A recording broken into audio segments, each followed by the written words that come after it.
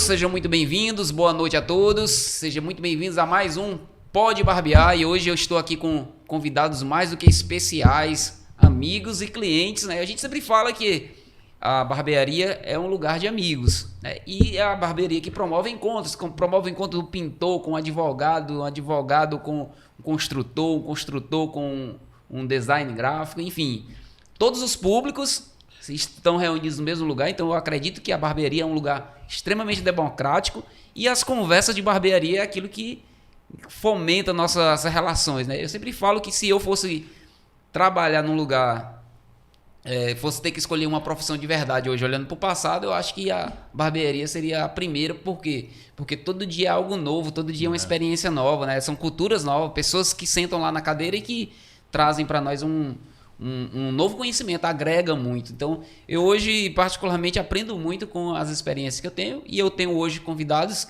que são da área do desenvolvimento humano, né, de pessoas e máquinas, né, eu posso dizer isso. Eu tenho o Cadmo e tenho o Carlos Farias, né? Então, são dois gestores que trabalham com equipes e a gente vai bater um papo aqui sobre empreendedorismo, oportunidades e trivialidades também, por que não, né? Já que a gente está no espaço democrático, a gente pode falar um pouquinho sobre outras coisas, né? Mas antes de eu iniciar esse papo com eles, eu queria agradecer os meus patrocinadores, as pessoas que acreditam no nosso trabalho, que Nunes e Siqueiras Advogados e Associados, eles estão aí na descrição. Quero agradecer a Pousada Tucano Cumbuco, a melhor pousada para você se hospedar numa das regiões mais lindas do estado do Ceará, segundo maior destino do Brasil, né? Beirinha da praia, um point, né? Um point brasileiro aqui do kitesurf e mundial, né? Vamos dizer assim. E também um dos meus amigos da Caveira Barbada, que fornece produtos de excelente qualidade. Os produtos que a gente usa na nossa bancada são os produtos fornecidos pela Caveira Barbada, que é produtos de barba, produtos de cabelo, Jelly Roll, né? Marca sensacional, excelente, Jelly Roll. Scout, também uma linha de produtos excelente, e Rabo de Galo. Então essas três marcas estão aí sendo representadas pelo Felipe da Caveira Barbada. Então é só entrar aí na descrição. E você que está aqui conosco, não se esqueça, né? Não esqueça de curtir, compartilhar e comentar, porque nós queremos aí expandir esse negócio para todo o Brasil e para o mundo, né? Quiçá para o mundo. Então, vamos iniciar nosso papo. Cara, eu sou da área da barbearia e eu escutei um dos expoentes da barbearia algum tempo atrás, que é o seu Elias. Ele disse o seguinte: contrate caráter e treine habilidades. Porque ele disse que a coisa mais difícil que tem é contratar caráter, né? Porque você não sabe, assim, não está estampado na cara da pessoa quem ela é de fato. Ele disse que ensinar a cortar cabelo ele consegue, ensinar a ser bom ele não consegue. E aí eu queria primeiro que vocês aí, eu vou começar pelo Cadmo aí, fazer um bate-bola e depois eu passo a bola pro Carlos. Dentro da perspectiva de vocês, como é que tem sido isso e o que vocês acham? Isso hoje é um tema bem recorrente, assim. Hoje a gente divide ali as pessoas em dois pontos ali, as pessoas com hard skills, que são os conhecimentos mais técnicos, e pessoas com soft skills. A gente tenta encontrar ali um balanço, é sempre importante ter um balanço ali dessas duas frentes. Mas atualmente o maior desafio tem sido encontrar pessoas com soft skills, que são todas essas qualidades de comunicação, enfim, de lidar com pessoas, de se comunicar dentro de um time, de lidar com conflitos, com diferenças, entendeu? Então tudo isso é muito difícil hoje, é bem complicado. Eu acho que o mundo está muito desbalanceado em relação a isso. As pessoas estão focando muito ali no técnico e esquecendo isso, né? E que muitas vezes pode até prejudicar a carreira de alguém. Eu mesmo já fui uma pessoa muito mais hard e tendo cada dia estudar mais sobre pessoas e tentar entender, né? Porque a falta de comunicação em qualquer projeto hoje, num time, ela pode quebrar um projeto. Às vezes uma pessoa que se relaciona ruim, eu já passei por isso, ela pode acabar com o projeto, deixar toda uma atmosfera do time ruim e a produção cair bastante. Então a gente sempre tenta unir esses dois pontos, soft skill, hard skill. Hard skill é mais fácil de trabalhar. Traduz isso para uma linguagem assim, cearense. Hard skill porque eu sei que tu é da área de tecnologia, né? Hard skill está mais relacionado aos conhecimentos técnicos que você pode ter. De repente você por exemplo, um desenvolvedor de software. Você pode ser um especialista numa determinada linguagem de programação, você pode ter conhecimentos de banco de dados. Então, todos esses conhecimentos técnicos estão ligados aos hard skills. Soft skill é o quão você tem de conhecimento relativo à comunicação, team building, construção de time, comunicação entre times, equipes, gestão. Então, lidar com conflitos, liderança. Então, tudo isso está ligado ao soft skill, né?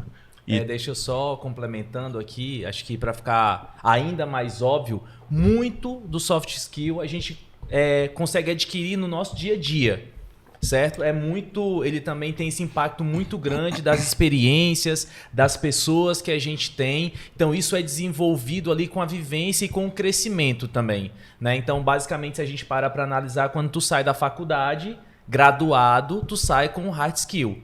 As habilidades que você desenvolve com aquela graduação ali, com o passar do tempo e com as vivências com as pessoas, são os teus soft skills. Então, para a gente deixar ali um pouco mais claro, né? Talvez seja isso. É bem isso. Legal, legal. E aí, Carlos, na vivência e experiência que você tem com os times e com as diretrizes que você recebe dentro da organização da qual você faz parte, quais têm sido assim, os maiores desafios ou como é que tem acontecido aí no dia a dia? Eu concordo muito, complementando aqui o que o Cadme falou, sobre essa questão da importância de você ter pessoas ali que de fato elas venham para agregar. Às vezes eu trabalho com números, né? Então trabalho na parte financeira, eu cuido de um time do Mercado Pago e eu tenho 9 pessoas que são diretamente ligadas a mim. E como eu trabalho na parte financeira, para mim número é um negócio que é muito importante, impacta muito ali. E às vezes você fica muito preocupado com o resultado final. Só que às vezes a gente esquece que esse resultado final, ele é a consequência de tudo que foi feito no meio ali. E aí às vezes você ter um profissional, por exemplo, que é um cara que é muito bom de número, que te traz um resultado excepcional, mas esse cara tem um péssimo relacionamento, por exemplo, com o time, ou não é uma pessoa que agrega. É aquele cara que ele trabalha sozinho e ele faz o dele. E tem muita empresa que fala, não, porra, o cara tá fazendo o dele, deixa ele lá, ninguém mexe. Só que isso tem um peso pro time muito grande e você sente essa consequência lá na frente. Então, acho que hoje o mercado ele pede que os profissionais eles tenham um nível de interação cada vez maior, que o cara ele seja polivalente. O cara não pode ser só bom em vender. Ele precisa ser bom em vender, mas ele também precisa ser bom em comunicação. Ele precisa ser bom em resolução de conflitos. Ele precisa ser um cara bom, por exemplo, ali de relacionamento com o próprio cliente, interno e externo, né? Então, isso é cada vez mais pedido dos profissionais que estão na rua. Hoje, nas empresas, o que é mais procurado é isso. Então, passou aquele período, né, em que o cara, para ele ser contratado, ele tinha que ter nível superior, nível médio, né? Isso, cara, é o básico ali, mas não é mais o que define, né? Eu tenho um papo que eu falo com os meninos, sempre quando a gente vai falar de número, que eu falo assim, cara, o número, ele te classifica. O número, ele te deixa lá, em evidência, mas ele não te qualifica. Né? Ele não diz se você vai passar para a próxima fase ou não. Então, quando um vendedor, por exemplo, ele vai participar de um processo seletivo, para ele subir de cargo, por exemplo, a primeira coisa que vai ser analisada daquele vendedor é o número dele, é o resultado do cara. É isso que vai dizer, tu tá participando. Mas não é isso que vai dizer se você vai ou não. Não é determinante, não né? Determina se você vai ser contratado e vai... Isso aí entra o quê? Soft skills, que aí foi o que o Cadme começou a falar. Né? O nível que esse profissional ele tem, que ele pode agregar, que ele pode desenvolver e que ele pode repassar para os demais. O quanto que ele consegue replicar tudo que ele aprendeu. Cara, deixa eu tirar uma dúvida aí. Eu peguei pensar aqui duas situações aí da fala de vocês. A primeira é o seguinte, eu entendo, né, que que existe um equilíbrio na balança, né, para poder você achar o profissional, né, que ele consiga lidar não só com a parte técnica, mas também com a parte relacional, certo? São duas situações. Mas aí também a gente está tirando um pouco aqui, ao meu ver, a questão do técnico, né? Tá. Porque, por exemplo, ó, vamos dizer o seguinte, existe dentro do futebol uma linguagem que diz o seguinte, ó, o time tinha várias estrelas, mas não deu liga. A gente viu isso acontecer e vê isso acontecendo o tempo todo. Não deu liga. O que significa isso? Que você tem ali grandes atletas, eu acho que o maior exemplo disso recente é o Flamengo. Nós tínhamos o Flamengo, que era treinado por aquele português, né? Que é o Paulo Costa. E temos o Flamengo do Dorival Júnior. Então, o que acontece? O Flamengo do Dorival Júnior deu liga. Então, cara, assim, você tinha individualidades ali, mas que, tipo assim, o Flamengo jogava e você não conseguia ver o Flamengo jogar e brilhar. Né? Não dava liga. Hoje não, hoje você olha pro Flamengo, um time extremamente competitivo, bem organizado. Né? Ele conseguiu extrair o melhor de cada jogador, inclusive jogadores até que estavam meio que largados no banco. Por exemplo, o lateral direito hoje, que estavam até se pensando que ele seria convocado, o cara que estava totalmente no banco, velho. E aí eu fico pensando assim, trazendo isso para dentro das organizações, né? A figura do técnico, eu acho que também é extremamente importante, não é isso? Como é que ele se aplica aí nele? Tanto pro mal quanto pro bem, né? É bom, e é a resposta dele passada, né? Foi o que ele falou. Eu acho que é aí que a gente começa a colocar as coisas. Quando eu falo que a gente tenta encontrar a balança, é o que eu diria para um profissional que ele é muito ótimo, assim, na minha opinião. Você tem que ter um equilíbrio ali em todas as frentes. Mas é um tema que a gente recorre bastante, é a questão da diversidade. Por que eu tenho que ter pessoas iguais? Então, às vezes, a gente, voltando aqui para o que o colega falou, a gente tem ali aquele profissional que só quer ficar na dele. E eu estava discutindo isso justamente agora na companhia, de que a gente tinha muito essa questão dessa balança, que tem que puxar para um lado e puxar para o outro. Mas, cara, a gente tem que entender que tem pessoas e pessoas.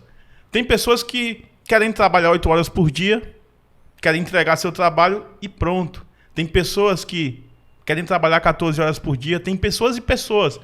Tem pessoas que gostam de se comunicar e de conversar. Tem pessoas que não gostam.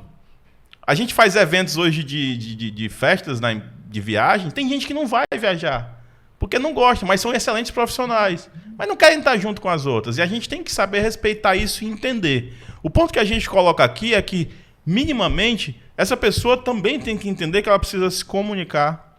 Ela precisa ter a capacidade de, quando alguém tem uma dúvida, ela tentar discutir essa dúvida. Ela tentar equilibrar o time se ela tiver um hard skill maior, se ela tiver mais habilidades, ela tem que trazer todo mundo e puxar para ela, entendeu? Mas ninguém está negando aqui a necessidade daqueles grandes especialistas. Cara, o cara não quer saber de gente.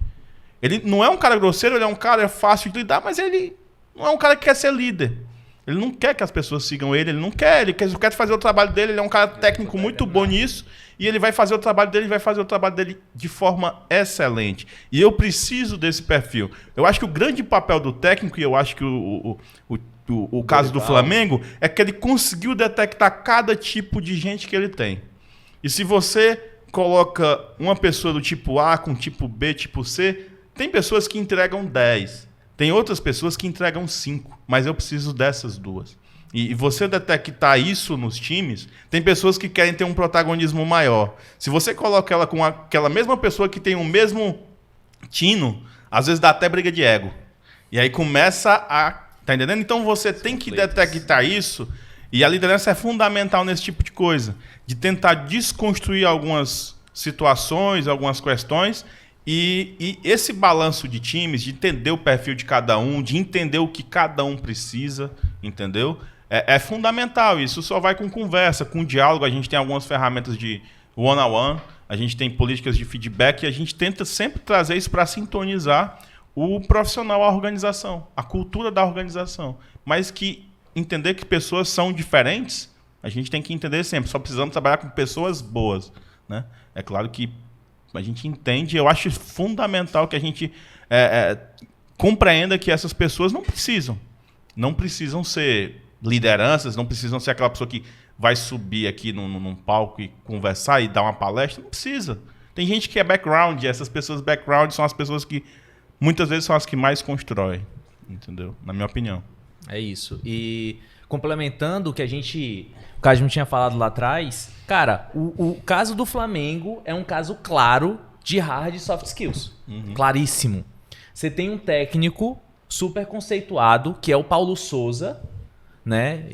Tinha ali todas as qualidades, todas as hard skills que o qualificavam para ser o técnico ali do Flamengo, mas o cara não soube usar o soft skill dele ali com os jogadores dele, né? Com o time que ele tinha em mãos ali. Que foi o que o Dorival conseguiu falar. Então, os dois têm, mas é o quanto que você consegue ajustar isso. E aí esse é um papo que é muito importante para a liderança.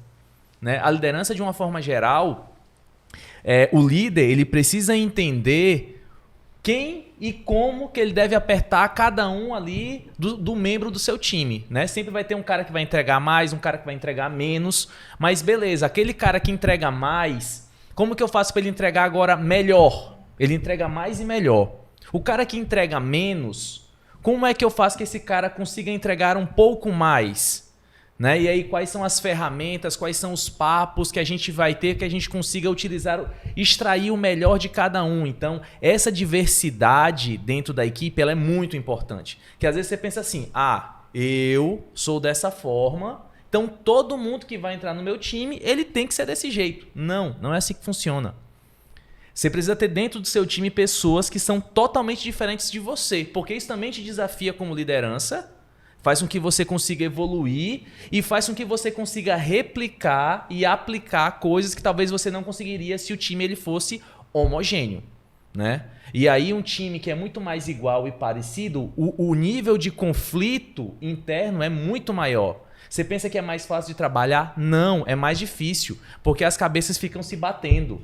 Porque o nível de discussão ele é muito mais acirrado. Porque um sempre vai achar que sabe mais do que o outro. E aí quando você tem ali dentro do time pessoas com perfis comportamentais e profissionais que são diferentes, tem um nível de engajamento muito maior. E aí o nível de desenvolvimento desse time também é maior. Eu fico pensando também que, tipo assim, existe muitos fatores determinantes dentro de uma organização, né? Que variam de lugar para lugar. Por exemplo, você pega... a gente está usando aqui o exemplo para aplicar nas organizações, porque as organizações a estrutura delas são muito parecidas, né? O time, o técnico, né? a diretoria, líder, né? Então tem sempre essas... Apesar de ser diferentes as organizações em sua aplicabilidade, o conceito de organização é muito parecido. Sim. E aí você pega, por exemplo, um cara que é muito bom dentro de uma equipe, mas que quando ele vai para uma outra equipe ele já não é tão bom. Aí você tem também um técnico que é muito bom dentro de uma equipe. O técnico que eu tô falando pode ser um gerente, pode ser um gestor, pode ser um líder de uma equipe. E ele é muito bom dentro de uma equipe, ele deu um resultado, ele foi contratado por conta desse resultado, porém ele ficou conhecido e marcado por ser o cara daquela equipe. Né? Talvez o exemplo mais clássico seja o Thiago Nunes, né? E aí entra outras particularidades, por exemplo, a cultura local, a estrutura da empresa, né? O que a empresa oferece, né? Qual é a segurança que ela dá, a filosofia, né? Os valores. Dentro disso, o que vocês julgam hoje como gestores, o que é mais importante que vocês enxergam assim, cara, isso daqui é determinante para que meu time e as pessoas consigam entregar resultado. Quer que comece? Eu acho que um fator fundamental, Ferreira, você pode ter a sua filosofia, mas você tem que entender que é você que tem que se adequar ao time e não o contrário. Acho que um dos maiores erros eu chego num time que eu não conheço, eu pego uma equipe que eu nunca trabalhei e eu vou chegar lá e eu vou mudar tudo. Não. Eu preciso chegar, eu preciso entender o ambiente, eu preciso conhecer as pessoas, eu preciso entender as particularidades culturais, né, de todo mundo, da região, e a partir disso, baseado naquilo que eu acredito e que eu acho que pode dar certo, eu vou fazendo mudanças, mas essas mudanças elas são personalizadas, entende? Elas são para aquelas pessoas, para aquele momento. Então, A gente vai pegar aqui exemplos muito claros aí, você deu o Thiago Nunes no futebol. Eu vou dar um exemplo aqui do Diniz, que é o que ele está aplicando no Fluminense.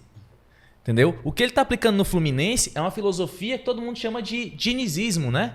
Que é uma filosofia ali que ele aplica em todo o time. Mas o que ele fez no Fluminense? Cara, ele perdeu muitos jogos no começo, mas ele não mudou de cara. Ele foi tentando ajustar o time para que esse time ele conseguisse ter um entrosamento, o time conseguisse captar o que ele queria ali. Então, acho que dentro talvez que na trajetória dele ele aprendeu com os próprios erros, né? Que ele lá deve ter atrás, errado. Talvez errou no São Paulo, Errou né? no São Paulo, exato. Né? Coisa que o Thiago Nunes não. O Thiago Nunes ele foi muito cabeça dura, né? Ele foi ali mantendo o padrão dele, ele não alterou. Do jeito deu muito certo no Atlético Paranaense e aí ele falou, porra, aqui eu vou fazer pra todo mundo igual. Ele deu certo no Atlético Paranaense, não deu certo no Corinthians, nem deu certo no Grêmio, nem deu certo no Ceará. Exatamente. Então, esse papel da liderança, de adaptabilidade, é muito importante. E aí, a gente está falando de liderança, e a gente está falando aqui também, acho que o nosso papo é sobre mercado de trabalho. Vale falar para a turma que sonha um dia, né, em ascender para uma liderança, se tem algo que um líder ele precisa ser, é camaleão. O cara precisa ser altamente adaptável a situações, a pessoas, porque nem sempre você vai encontrar um time que você quer trabalhar. Mas você precisa saber como trabalhar com aquelas pessoas. E aí as habilidades técnicas elas são importantíssimas porque elas te dão embasamento, né? Faz com que toda execução que você tenha, você consiga justificar, você consiga provar ali por A mais B que aquilo é eficiente, e essa confiança do time ela é muito importante. Porque se você é um cara que você executa e as pessoas elas percebem que aquilo que você está fazendo de fato traz resultado, isso traz confiança. Significa que quando você quiser fazer alguma mudança, essa mudança já não vai ter ali como é que eu posso dizer? O time já não vai reclamar tanto, né? Já não vai ter ali um bloqueio, né? Os membros do teu time já vão aceitar aquilo de uma forma muito mais fácil, porque eles falam assim, ó, ele falou aquilo, deu certo, vamos tentar isso aqui? Então, quando você chega que você não conhece e você vai querendo mudar, a primeira coisa que vai acontecer vai ser um bloqueio. E aí é por isso que, às vezes, o time não rende. Porque as pessoas não acreditam que aquilo que você está fazendo é bom. As pessoas falam, caramba, esse cara tá vindo aqui encher linguiça, vai falar isso, vai falar aquilo. Pra quê? O cara vem dizer pra mim, visita mais 15 pessoas por dia. Poxa, eu já visito 20, não dá nada. O que vai mudar? Né? Mas quando você chega com um plano de ação ali pro cara, explicando o porquê é algo que é muito importante. Você chega ali pro cara, você vai, ó, você precisa fazer isso aqui, porque isso aqui vai te trazer tal coisa. Muda a forma como a pessoa entende. Não é só, cara, vai e faz. Não, você tem que fazer porque isso aqui vai ter tal consequência, isso aqui vai ser positivo por isso. Tá? Então, acho que falando um pouco dessa visão, talvez seja isso. Eu concordo também. Eu acho que tem times e times, então são pessoas diferentes, são situações muitas vezes diferentes. Às vezes tem um time que tem... A gente não pode descartar, às vezes tem várias variáveis, dinheiro, às vezes um time tá numa posição tal, às vezes a outra companhia não tem tanta grana, então são várias situações diferentes, então cabe eu acho que ao gestor entender o que cada um precisa. Eu acho que isso é individual. Sim. Eu tenho pessoas hoje que trabalham por dinheiro. Eu tenho pessoas hoje que trabalham porque gostam e talvez não quisessem ter dor de cabeça em outro canto. Então, a gente começa a entender o quanto é importante a cultura. Você, às vezes, hoje está muito naquela coisa de vou trabalhar numa empresa americana, ganhar dólar, aquela coisa toda, mas você esquece que salário não é só dinheiro. Salário não é só dinheiro. Então, salário é como é que é a organização que eu trabalho, como é que é se eu precisar ir no médico e faltar, e se eu adoecer. Então, e eu tenho um filho para deixar no colégio, como é que funciona isso? Então, entender as pessoas. Às vezes você tem um cara solteirão no grupo que ele não está ligando. Se ele precisa ir pegar o filho dele, não tem. Mas o outro, às vezes, se o gestor acha ruim porque ele tem que ir na escola, quebrar o dia ali 1 hora, 2 horinhas. Eu tenho gente no meu time que surfa. E aí essa pessoa chega às 9h30 da manhã. às vezes 10. E eu tenho que compreender isso. Entendeu? Isso é uma coisa que muito acontece aqui no Brasil, que as empresas elas são muito assim, o cara tem um expediente de 8 horas. Às 5. Então, assim, tipo assim, é britânico, né? Tipo assim, 7h30, aí quando ele chega às 7h15, a galera... aliás, é pra chegar às 7 horas. Aí quando chega às 7h15, a galera já fica... né? Tipo, e você vê que o padrão europeu, né? Alemanha e tal... O cara não tem muito isso, né? Ele tá muito mais focado no resultado do que no horário, né? São os bons acordos, né? Sim. Então, assim, cada um, na questão do time, cada um tem algo diferente. Então, assim, cabe o gestor entender o que cada profissional do seu time precisa. E eu acho que o sucesso é isso aí. E uma coisa que eu sempre bato na tecla é, cara, time bom não precisa de técnico. Eu desconstruo todo tempo isso. Eu acho que o gestor... Tu acha que não? Eu não acho que não. Eu acho que um time muito organizado, ele precisa ter alguém para tomar a decisão. E eu acho que esse é o papel do líder. É tentar enxergar as pessoas, a discussão e definir. Ele é o ponto de definição. Porque vai ter muito bate-boca, muitas vezes, mas o líder, como ele falou, tem conhecimento e embasamento. Porque ele tem uma série de experiências. E aí... eu mesmo, eu deixo a galera conversar e tal. E aí eu vejo ali aí eu vou lá, cara, será que isso aqui, se a gente fizer isso, eu tento justificar o porquê que não vai dar certo. O que eles estão pensando e dizer o que eu estou pensando. Mas se você não tem embasamento, o time não lhe respeita. E primeiro, você tem que ser o cara que mais trabalha na equipe. Eu digo muito isso. Cara, como é que eu vou respeitar alguém que não trabalha mais do que eu? Alguém que não sabe mais do que eu. Esse lance do exemplo é forte pra vocês? O lance do exemplo é fantástico. Tipo assim, se você vai cobrar alguma coisa, você tem que ser uma referência. Você tem que saber. Sem dúvida. Você tem que saber. Entendeu? Sem dúvida. E essa experiência, essa tranquilidade de esperar, por exemplo, quando você está entrando numa equipe nova, cara, você tem que ter tempo, você tem que ter o seu tempo para mostrar quem você é. As pessoas não vão te respeitar de início. Elas vão te dar umas boas-vindas ali e tal, mas com o tempo, com o trabalho, você vai construindo. No início existe muita desconfiança, né? Isso, porque assim, quando você entra num time novo, você tem que entender que a primeira coisa que eles vão respeitar é o teu resultado. Eles não te conhecem. Então, o teu resultado vai determinar para eles, no primeiro momento, se você é bom ou não. Uma vez que teu resultado é positivo, que você conseguiu alavancar, que você conseguiu construir, aí eles começam a olhar para o lado pessoal, né? Porque esse lance da liderança, às vezes as pessoas pensam que ele é impositivo. Não, ele é conquistado. Você pode ter o maior conhecimento do mundo, você pode ter formação lá em Harvard, cara, mas se você não tem o respeito do teu time, você não é um líder, você é um gestor. São coisas distintas. Eu concordo com 99,9% de tudo que o Cadmo falou, com exceção do que o time não precisa de técnico. Porque eu acho que a gente tem times e times. Tem perfis e perfis. Às vezes a gente tem um perfil de time ali que é muito mais executor. E aí esse time é um time que precisa de técnico, porque você precisa dar os direcionamentos, você precisa... E você tem um time ali de muito mais estratégico, certo? Que é um time que consegue pensar, desenvolver, e talvez seja um time que precise muito mais só de um direcionamento. Mas aí você tem que definir o que é bom primeiro, entendeu? Que time que você quer trabalhar. Eu, particularmente, gosto muito de pessoas proativas. Sim. Eu tento filtrar isso, entendeu? As pessoas hoje me consultam mais do que eu fico mandando. Calma, eu faço isso aqui assim, cara, vai em frente. Entendeu?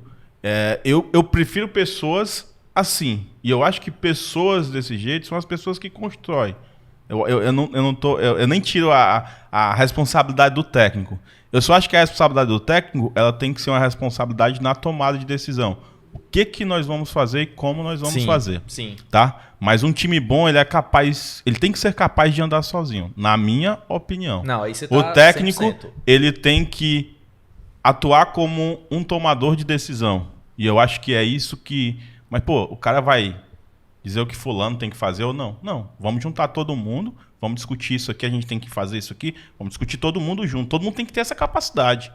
Eu acho que o time tem que ser nivelado a esse ponto. De todo mundo ter essa capacidade da discussão e chegar num acordo. E esse acordo, muitas vezes, quem tem que ser o mediador na situação, no meu caso, no caso de desenvolvimento de software, quem tem que ser o mediador, que tem embasamento, que tem que dizer, cara, a gente não vai fazer o A, mas vamos fazer o B por isso, por isso, por isso. E eu acho que o papel do técnico é nessa tomada de decisão. Ele não tem que estar pedindo... Acabou aquela liderança do passado, que as pessoas diziam, tu vai fazer isso, isso, isso. Não existe mais isso, porque, entendeu? assim, dentro das mais variadas organizações, existem diretrizes e aplicações diferentes, né? E, para isso, cada uma das organizações, por exemplo, se você pega uma área de indústria, indústria é muito mecânico, né? Tipo, as operações são repetitivas, né? Bem repetitivo. Então, o cara tá ali mais ou menos para dizer, ó, você tem que pegar essa peça daqui, colocar aqui e botar ali. Não, tudo bem, eu vou até me corrigir. Eu tô falando do mercado que eu trabalho, mercado de tecnologia de software, tá? Então, eu penso dessa forma baseado na minha trajetória no mercado de software. E talvez na fábrica, em algumas outras situações, você tenha aquele perfil de líder mais de direcionador, tu faz isso, tu faz aquilo outro. Mas no entanto, eu concordo de certa forma com o que o Cadmo falou, porque quando você consegue um time que consegue ser proativo é porque eles entendem para onde eles estão indo. Eu acho que a maior deficiência dos problemas que acontecem nas organizações é porque as pessoas, na maioria das vezes, não sabem o porquê das coisas. Mas eu sempre tive essa dúvida comigo, tipo assim, cara, por que eu tô fazendo isso? Tipo assim, quando você se torna parte de um projeto, quando você se torna parte de algo que você sabe exatamente, olha, nós vamos começar aqui e nós vamos terminar aqui. Então, quando isso está muito claro na tua mente, isso faz sentido para você. Tanto que eu já trabalhei em diversas áreas. E as que eu tive mais dificuldade eram exatamente aquelas que a coisa vinha de supetão, assim, de cima para baixo, assim, ó. Tipo, capatazia, tá ligado? Isso é horrível. Isso não funciona mais hoje em dia no meu mercado, que é um mercado super aquecido, que a gente todo dia tenta contratar 1, 2, sai 4, entendeu? Esse é o mercado de software hoje. Infelizmente é o mercado de software, tá voando. Não consegue reter, né? E você ter essa questão top-down, que a gente chama top-down, ter aquela figura vertical, ela tá cada vez mais diminuindo. E é isso que a gente tem que desconstruir. A figura do líder daquele cara. Por exemplo, a gente está estudando atualmente na companhia de remover o papel de tech lead, que é o meu papel. De eu não ser mais o tech lead. Para não criar essa figura de que só eu sou tomador de decisão. Porque isso é ruim. As pessoas precisam entender que elas impactam e que elas têm vez. As pessoas precisam disso. Isso é muito interessante. As pessoas precisam disso. As pessoas precisam entender que elas são peças fundamentais e que o Cadmo é só mais um ali. Eu gosto da área de tecnologia, particularmente, porque a área de tecnologia sempre foi dita assim, cara, a galera da Microsoft fica lá jogando sinuca. É muito... Fica jogando ping-pong. Ali é só em filme, cara. Não, eu sei, mas assim, no frigir dos ovos, né, a fundo, o que eu sempre fui muito fã da área de tecnologia é porque eles conseguem ser muito parecidos com a figura bíblica de Jesus, entendeu? E eu olho para Jesus, eu digo, olho para ele, né, assim, na história dele, eu fico vendo assim, ó. Ele diz assim: vamos à Judéia, mas precisamos passar em Samaria. Aí a galera segue ele, os discípulos, né? Ok. Mas tem um outro momento que o cara chega assim, rapaz, tem 5.000 pessoas aí com fome, né? Tá falando aí há 3 horas e tal. E aí, assim, dê vocês de comer. Aí, tipo assim, começa a distribuir o pão e peixe e daqui a pouco... Ou seja, tem hora que ele assume a responsabilidade, né? Tipo assim, a decisão vamos a Samaria e tal. Mas em outro momento ele diz... Ok, você trouxe um problema, você tem a solução, entendeu? Mas é isso, a questão é essa. Por isso que eu acho que a tecnologia é muito parecida com esse esquema, tá ligado?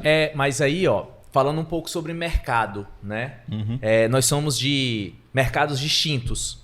Para mim, isso... Não precisa dele, né? Não é isso. É porque no meu mercado, essa etapa que o Cadmo está é uma segunda etapa, certo?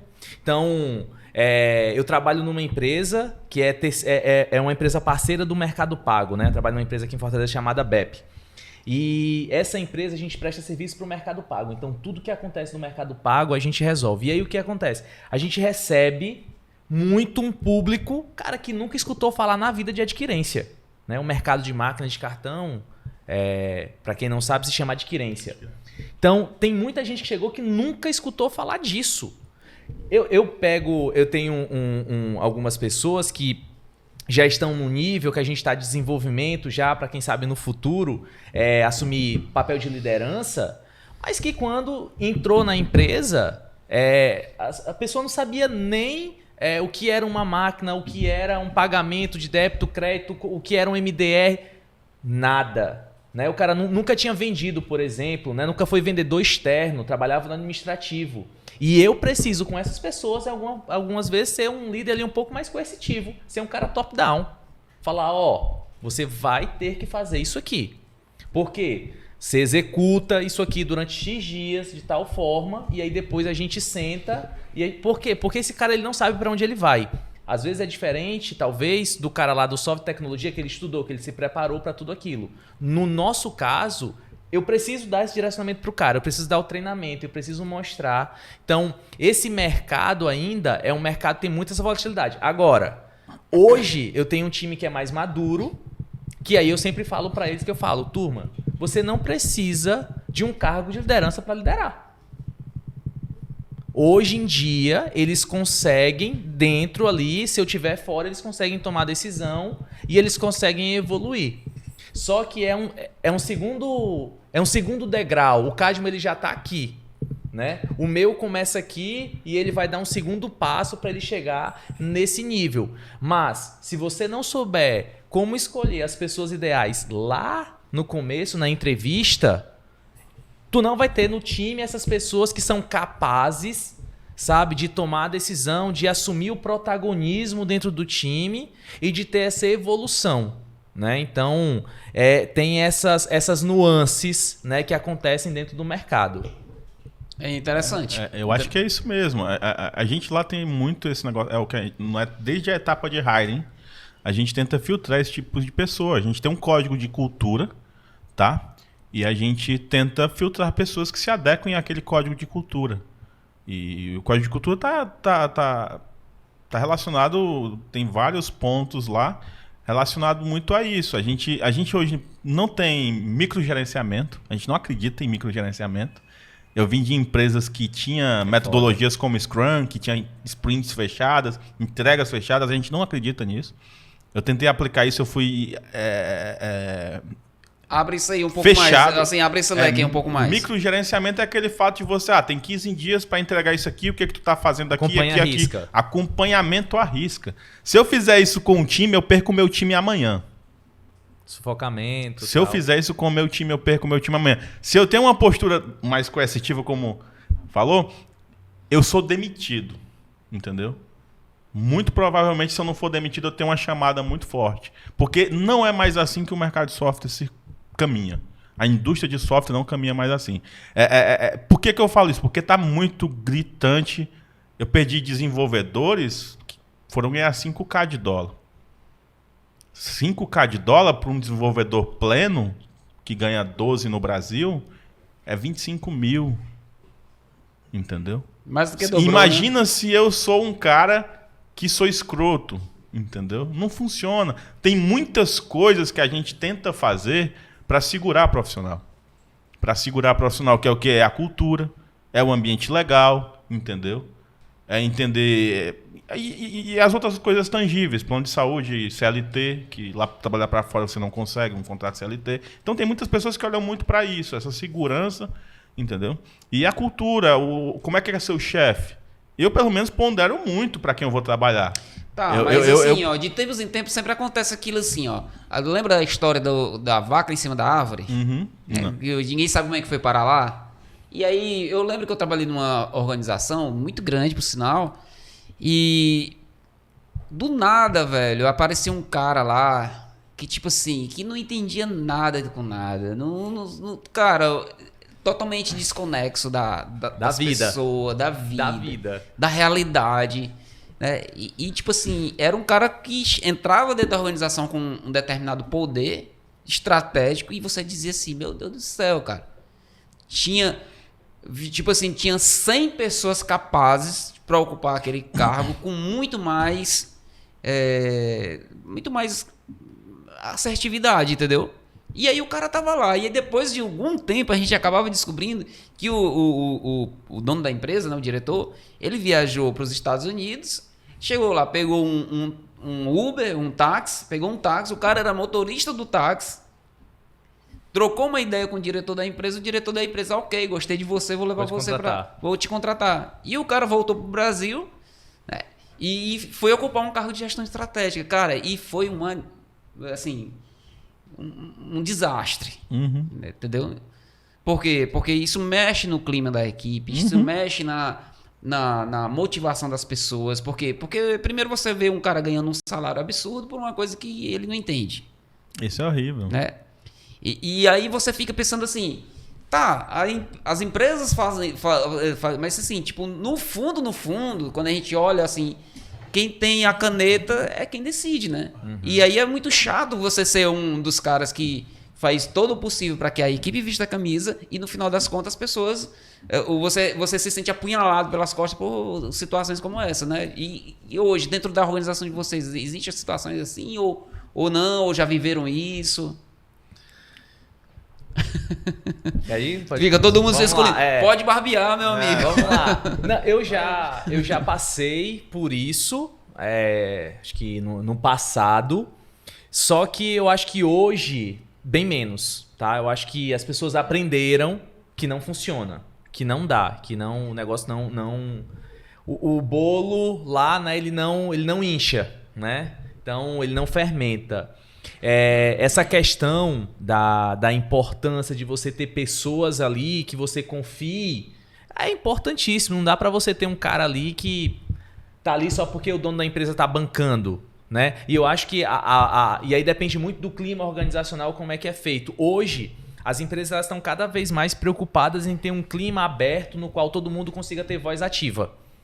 E isso, principalmente em AVDs, avaliação de desempenho que acontece, isso deixa muito claro e muito escancarado o que acontece, né? Então, e aí vai desde lá do executor ali, né, do primeiro nível, né, a pessoa de frente, a ponta da lança, e vai até ali diretoria. Normalmente todo mundo é avaliado e aí você consegue ter um parâmetro muito melhor para balizar. E aí a liderança também é avaliada dessa forma. Então, eu sempre falo que dentro do meu dia a dia, eu preciso ser 10 tipos de líderes diferentes. Eu preciso ser um cara coercitivo às vezes, preciso ser um cara mais afiliativo, eu preciso ser um cara mais político ali às vezes, de sentar todo mundo, de chegar, mas vai ter situação que eu vou precisar tomar uma decisão. Então, isso, e aí você saber o momento que você precisa ser cada um desses é muito importante. Né? E aí, lembrando, isso é muito focado no mercado que você está inserido, na cultura do mercado no qual você está inserido, né? Então, você saber como você vai utilizar em cada momento, cada uma das coisas é importante, porque isso vai te trazer o que a gente falou lá atrás, a questão da credibilidade. Então, às vezes, eu sempre falo que você precisa ser duro com os fatos e doce com as pessoas. Então, eu vou chegar o cara faz um negócio errado, eu não posso deixar passar. Então vem cá, vamos conversar. Mas nunca é contra ele, é sempre contra a ação. Deixar isso muito claro, né? Isso precisa estar claro. Porque quando você for dar uma dura ali na pessoa que está próximo de você, ele vai entender que o que você está conversando pro cara é pro bem dele. Mas isso não seria uma espécie de politicamente correto? Não é politicamente correto, porque dentro da empresa você não julga as pessoas, você julga a ação. A ação tem uma consequência. Então quando eu vou conversar com o cara, a ação. E ele precisa entender essa questão do nível de conversa. E aí entra a maturidade do time, né? E a forma como você consegue levar toda a situação. Mas você precisa ser duro com os fatos. O que é certo, o que é errado. Isso precisa estar muito claro. E o teu cliente interno ali, ele precisa entender, cara, que quando ele errar, você vai chamar ele para conversar, mas vai ser sempre pro desenvolvimento dele. Por isso que quando você vai chegar um cara para apontar, você tem que apontar qual foi o problema e qual é a solução. Porque se eu chamo ele para falar só do problema, onde é que tá, cara nunca vai entender, ele sempre vai achar que você tem uma marcação ali com ele, né? Que você não desenvolve, que você só chama o cara pra puxar a orelha. Beleza, eu puxei a orelha, expliquei onde que ele errou e como é que ele melhora. E como é que ele desenvolve, né? Então isso vai ficando mais firme. E aí eu acho que esse tipo de atitude... balizado ali com a forma de avaliação de desempenho que está tendo as empresas, faz com que a gente vá afastando cada vez mais esses casos de pessoas que caem de paraquedas dentro da empresa e está ali. Se cai uma pessoa lá, não entende de desenvolvimento, fala assim, oi Cadmo, eu tô aqui, tô começando hoje. Ele vai olhar e falar, cara, não vai rodar, não vai dar certo. Eu acho que é bem isso mesmo, mas o grande lance que a gente tem que tomar cuidado mesmo é na hora da contratação, no hiring. E eu acho que hoje eu vejo que as empresas estão desenvolvendo bastante ferramenta para isso. Sempre são várias etapas. Tem que ter um trade-off, sempre com pessoas diferentes. Primeira etapa é com um psicólogo ali, geralmente, que é o cara que vai conversar. Entre aspas, né? Não, eu estou falando de uma organização geral, mais séria, né? Hoje, entendeu? a maioria da primeira seleção é no software, né? Sim, isso. Mas às vezes tem muito a questão do hunting hoje, que a gente fala caça. E aí o pessoal de hunting, que geralmente é o time de people, que muitas vezes é psicólogo, outras vezes não, mas são pessoal de people, eles vão lá no LinkedIn, eu não sei nem se eu podia falar LinkedIn, mas hoje é a ferramenta principal. Pode barbear. Pode barbear. Hoje é a ferramenta principal em que a gente busca profissionais, a gente sempre está olhando o LinkedIn de pessoas, e aí é o primeiro filtro ali. O currículo deu bom, vamos lá para a conversa. Aquela conversa foi boa, foi positiva, o pessoal de People conseguiu detectar que aquela pessoa, mesmo não tendo tanta maturidade, que ela não consegue, muitas vezes, definir a maturidade técnica daquela pessoa, porque ela tem limitações, mas ela consegue delimitar se aquela pessoa está apta com a cultura da empresa. E aí passa para o time técnico, e aí a partir daí o time técnico que avalia com uma conversa técnica. Sempre a gente tem a colocar mais de uma pessoa nessas conversas para evitar justamente a questão do conflito. Então, esse negócio de indicação é um negócio complicado. Às vezes o Cadmo pode indicar alguém. Hoje, se o Cadmo indicar alguém, ele não vai poder avaliar essa pessoa. E eu acho justo isso. Então, tem muita gente hoje no processo para dar a negativa. Eu acho que isso tem evoluído muito nas empresas, né? Então, assim, eu hoje consigo negativar a pessoa. Dizer, cara, não vai. Mesmo meu chefe lá em cima.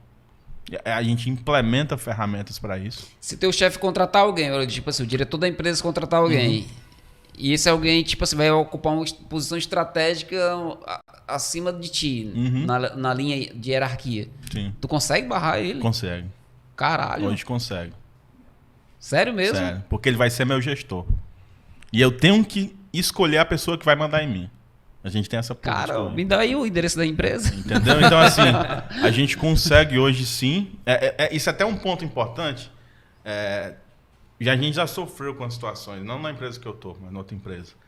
Com a situação de uma determinada pessoa estava fazendo um certo mal para a equipe, ele estava passando por problemas com a família, enfim, que não, pessoais. Eu não tenho nada a ver com isso. E eu estou aqui para escutar, mas não justifica ele tá agredindo um time por causa dos problemas dele. Seus problemas ficam na rua. Fica em casa e vem trabalhar. Então, por mais duro que seja, né? Então, assim, a gente teve um momento bem difícil. Ele estava agredindo muitas pessoas e eu precisava de dados. Então, eu comecei a coletar aqueles dados em conversas, em grupos, chats, dos posicionamentos dele e fui montando ali o documento, porque eu não podia demitir a pessoa de cara, né? E aí a gente foi montando. Meu chefe, eu sempre aprendi muito a manter os meus gestores informados de qualquer situação e dividir o risco. Uma coisa que eu acho que a gente tem que aprender é dividir o risco. Sim, muito importante. Dividir o risco que se faz necessário. Às vezes você tem que tomar alguns riscos sozinho, mas na grande maioria das vezes, cara, se não é uma coisa que tu tá confortável de saber que vai dar certo, divide, porque tu tá pelo menos respaldado.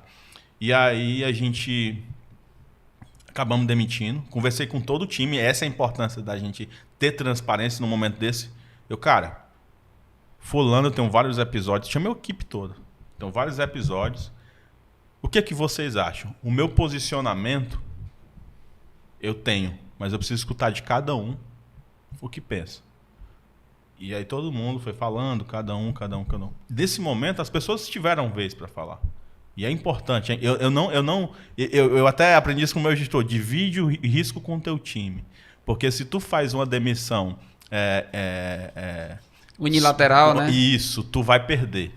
E isso aí, querendo ou não, recai sobre eles, né? Isso. Antigamente a gente podia e a gente fazer tem que ter muito cuidado ao demitir uma pessoa, porque dependendo de onde a pessoa tá, você vai ter uma sobrecarga. Sim. Recai sobre eles, total. Então, e assim, o clima estava tão ruim e a gente conseguiu eliminar e conseguimos colocar um processo. Foi bem importante que foi conversa com o time antes. Se o time aceita, tu é contratado. Se o time não aceita, tu não é contratado. Pode ser uma conversa que nem tem insight. Bater um papo, é uma né? conversa de mesa de bar que talvez nem seja uma ferramenta interessante para tu medir o quanto aquela pessoa tá apta pro negócio. Mas tu traz pro time que tá contigo, que são os teus soldados ali, que, cara, que tu tá preocupado com eles. Que é uma coisa que pra mim é uma crítica, tá ligado? Hoje a gente vê um processo seletivo extremamente deficitário, eu acho, assim, na maioria das organizações. Palmas e parabéns para vocês que fazem um trabalho bacana, mas assim, eu vejo assim, eu tenho uma rede de amigos network que a gente conversa, interage tudo, e eu vejo assim, é um nível de exigência gigante, um salário razoável, ou às vezes até vergonhoso, né?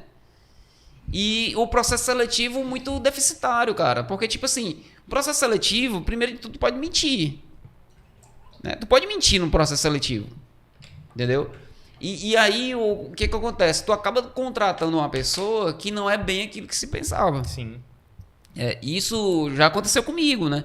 Eu participei de um processo de contratação de jovens aprendizes e a gente procurava aquilo que eu falei lá no início da nossa conversa. Contrato de caráter e treinabilidades, né?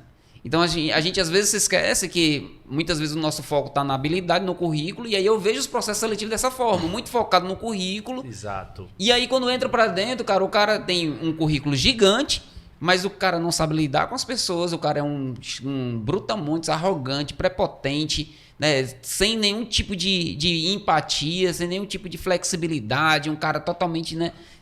E aí eu fico pensando o que parece que há uma disparidade entre aquilo que se vive e aquilo que se exige. É porque, por exemplo, quando eu faço processo seletivo, eu não olho o currículo, tá? Eu, Carlos, meu jeito de fazer seleção. Eu nunca olho o currículo do cara. Por quê?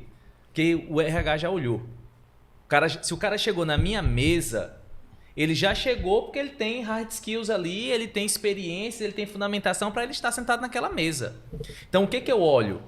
Eu vou olhar qual foi o feedback do RH sobre aquela pessoa. O papo, o currículo dele eu não quero olhar. Eu quero olhar o que foi os comentários, o que a pessoa viu, o que ela achou legal, o que ela não achou legal daquele cara. Isso pra mim importa. E aí, o papo ali vai ser muito mais pra isso, né? Entender quem que é a pessoa. E aí eu acho que você ter um processo muito bem desenhado é importante. Então, você tem uma ideia. O cara, para ele entrar lá hoje, ele faz o quê? Acho que o papo que o Cadmo falou é importantíssimo. A gente faz de uma forma um pouco diferente, mas tem esse papo. Então o cara ele se inscreve, ele faz o processo seletivo, ele tem lá o software, né? Depois ele tem entrevista com o RH, depois ele tem entrevista com o gestor, depois que ele passou na entrevista com o gestor, ele tem o quê? Que a gente chama de rota teste. É um dia que o cara vai lá tirar um dia. Tu não acha um saco não, aquele software? Mas é importante. Por exemplo, eu já vi dizer que tem gente que eu acho um saco, a gente perde muito com ele. Fica o computador de um lado, perguntando ao Google e o teste do outro lado. Não, o teste, pra gente, o nosso teste é muito mais sobre personalidade, né? Então, com o passar do tempo, a inteligência artificial, ela identifica que algumas pessoas com determinado tipo de personalidade não funcionam. Não é que eles não são bons, é que eles não funcionam pro cargo específico, entendeu? O cara ele pode ser muito bom pra outra coisa. Então, eu acho estranho botar isso na mão de uma máquina. Mas aí o que acontece? Quando há alguma divergência, mas é por isso que o cara ele tem a oportunidade de se inscrever e quantas vezes forem possíveis ali. Mas isso é legal no primeiro passo, Ferreira, porque tem um perfil normalmente que não vai rodar. Então o RH também ele não perde tanto tempo ali pesquisando o mesmo tipo de pessoa, pegando o mesmo tipo que não vai rodar, sabe?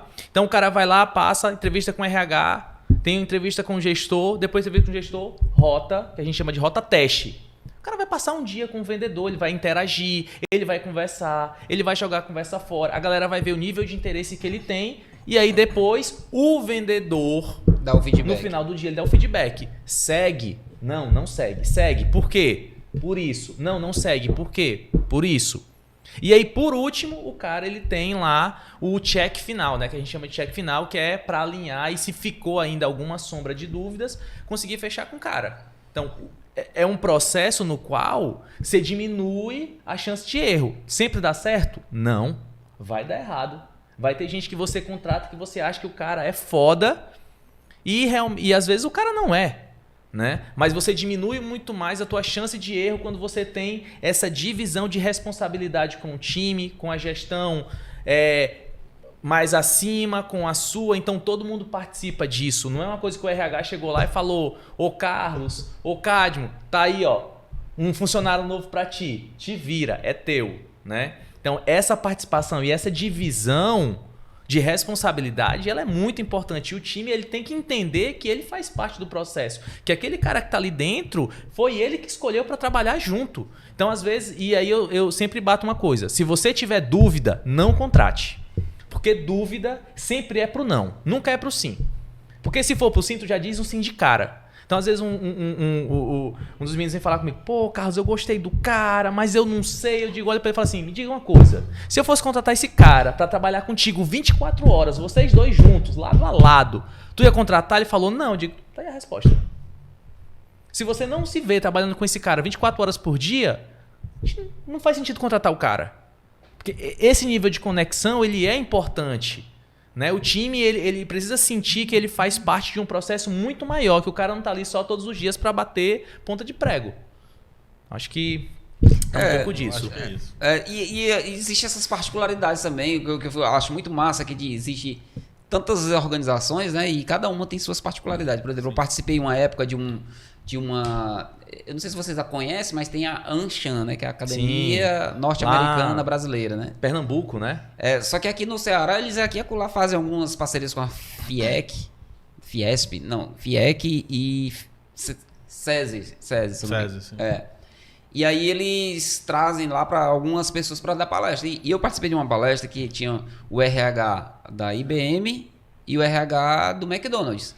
Totalmente diferente. Cara, muito diferente. Totalmente diferente. Muito diferente. Uhum. Por exemplo, no McDonald's, para eles, o que é interessante para eles? A rotatividade. Por exemplo, o absenteísmo, né? O absenteísmo é o índice que mede a rotatividade de pessoas, ou seja, não retenção de pessoas nas organizações. Hoje em dia, turnover. Sim. Né? Absenteísmo é faltas. É turnover. É turnover, é isso mesmo. Muito obrigado aí pela correção. Mas o turnover está mais ligado às pessoas que saem. Mas é isso que ele está falando. Mas é isso, de pessoas que saem mesmo. Pra eles a rotatividade. Para eles é interessante essa rotatividade. Não reter as pessoas. Não reter. Por quê? Porque eles já contratam a pessoa, primeiro, eles só contratam o primeiro emprego. Uhum. É o primeiro emprego da maioria das pessoas. Sim. McDonald's. Segundo, não tem plano de carreira. Então, no máximo, você vai chegar lá gerente de uma unidadezinha daquela, mas isso é por pouco tempo. Terceiro, no máximo 1 ano. Uhum. Então, para eles, o que é interessante? É o cara que faz as coisas mecanicamente. Uhum. Entendeu? Então, tipo assim, até essa caneca que é pega daqui e é levada para cá, é medido esse tempo. Uhum. Sim. Então, tudo é medido, entendeu? Sim. Então, eles sabem exatamente qual o custo de cada um dos quiosques e das estações de trabalho. E sabem exatamente o que cada pessoa faz. Inclusive, os movimentos que ela faz. Então, pra onde foi treinado, né? Acho que aquele filme Fome de Poder, ele mostra isso muito bem. Como é que foi desenhado lá no chão. Então, assim, é tudo feito mecanicamente, metodicamente e dessa forma. Então, para eles é interessante. Então, para o que umas empresas seria um problema, para eles não é solução. Então, nesse sentido, assim, a gente vê as diferenças de organizações, mas ao mesmo tempo eu vejo, por exemplo, olhando para primeiro emprego, né?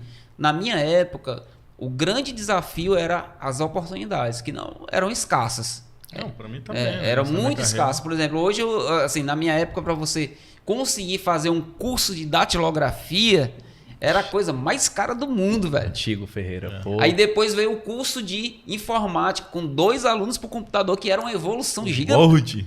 2 alunos por computador no curso de informática da Data Control. Então, assim, era uma coisa absurda, entendeu? Então, eu fiz curso de PageMaker, né, ao lado de outra pessoa do meu lado aqui, ó. Entendeu? PageMaker, CorelDRAW. Eu lembro dessa. Né? Eu lembro que um computador ali, as salas de cursos eram sempre 2 cadeirinhas por mesa. Computadorzinho quadrado, branco ali. E, cara, assim, a minha avó, na época, pagou um valor absurdo pra poder eu estudar, entendeu? Tipo assim, era uma coisa que, tipo assim, eu tirava de comer, literalmente, pra poder pagar um curso desse. Porque pra ela era uma satisfação saber que o neto dela, que ela me criava como filho, né? Sabia mexer no troço daquele. Sabia que mexer num troço daquele, que o computador era tipo assim, ninguém sabia o que era, mas todo mundo dizia assim, sabe mexer, né? E era mexer, porque se falava mesmo. Então, assim, e hoje eu já vejo uma coisa diferente. Por exemplo, meu filho, né? O meu filho mais velho, ele de 18 anos até os 23 anos, ele não sabe bem o que fazer, porque ele mexe com tanta coisa, sabe fazer tanta coisa. É curso disso, é curso daquilo. Uma hora ele tá fazendo um curso de informática, outra hora ele tá fazendo um curso de desenho, outra hora tá fazendo um curso de grafite, outra hora tá fazendo um curso de programação, outra hora... Quer dizer, é muita coisa, velho. É muita opção. Muita opção, é um leque de coisas. E muitas dúvidas. E muitas coisas grátis. Né? Por exemplo, se você quiser aprender a tocar violão hoje, na minha época você tinha que contratar um professor, pagar ele, escrever comprar uma partitura, revistinha na banca. Né? Você tinha que comprar o violão. Eu lembro que eu troquei uma bicicleta Monarch, velho, 86, que era uma das relíquias num violão. Mesmo quando eu cheguei com o violão. Aquelas de aro redondo. Caralho, macho. Aí e eu fiquei pensando assim, meu irmão, quanto era difícil aquela época, né? De ter acesso às coisas. E assim, a gente tinha uma sede de conhecimento, uma sede de aprendizado. E hoje não, hoje tem excesso. Então o que para nós era um problema a ausência, hoje parece que também é um problema o excesso.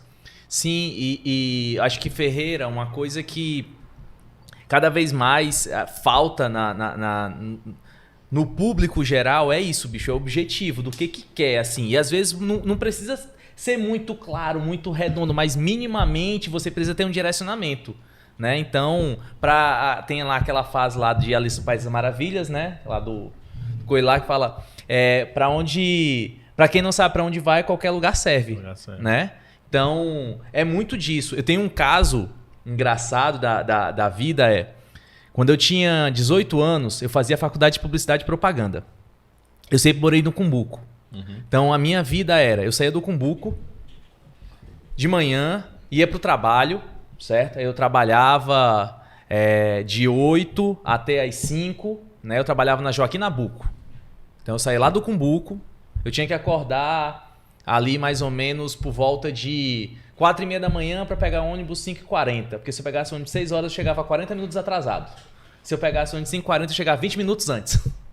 Então eu vinha, estudava, trabalhava, saía do trabalho, ia para o curso de inglês, terminava o curso de inglês e entrava na faculdade. Estava lá na Facete, na Washington Soares.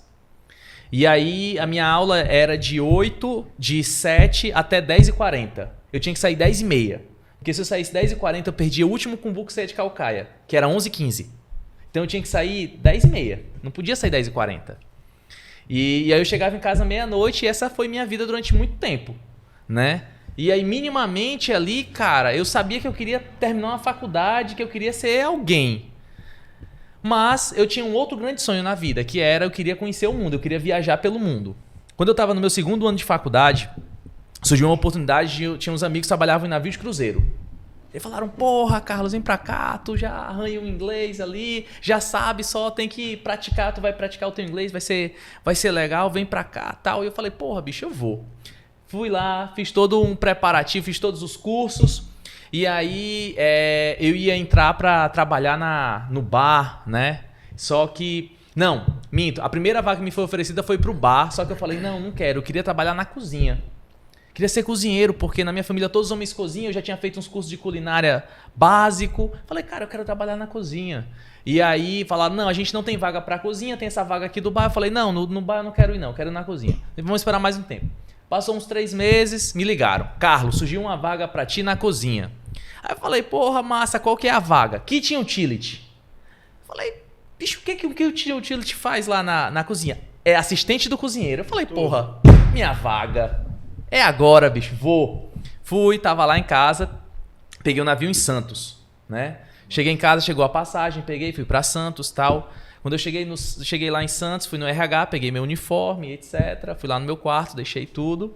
E aí o meu chefe era um indiano. E aí o indiano chegou pra mim e falou, ó, vou te mostrar lá a tua área de serviço. Aí eu entrei na cozinha. Uma cozinha gigantesca, sabe? Você não conseguia ver nem quem era a última pessoa que tava lá do outro lado trabalhando, de tão grande. Tu pensando que ia cozinhar, ele ia ter que limpar isso aqui tudo. Aí o cara chegou lá pra mim, passou pela cozinha todinha. Quando chegou lá, tinha uma pilha de prato, assim, ó. Você não conseguia ver. Falou assim, ó, pode colocar seu avental e pode começar. Aí eu olhei pra ele e falei, como é? Ele falou, pode começar. E eu digo, não, meu cargo é pra ajudar na cozinha. Ele, não, que tinha o Tite lava prato, limpa chão. Cara, quando eu vi aquilo, Ferreira, eu falei, meu Deus do céu, eu vou embora agora. Não vou ficar aqui. Não vou fazer isso, bicho. Não estudei o que eu estudei, não me dediquei pra vir limpar chão, pra limpar prato, entendeu?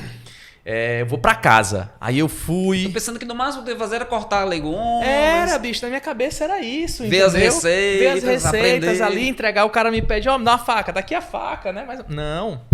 E eu falei, bicho, eu vou pra casa. Aí eu cheguei pro meu chefe e falei, bicho, eu preciso ir lá no meu quarto rapidinho. Ele vai. Aí eu peguei, desci, bicho, sentei, eu olhei, falei, mano, eu vou pra casa.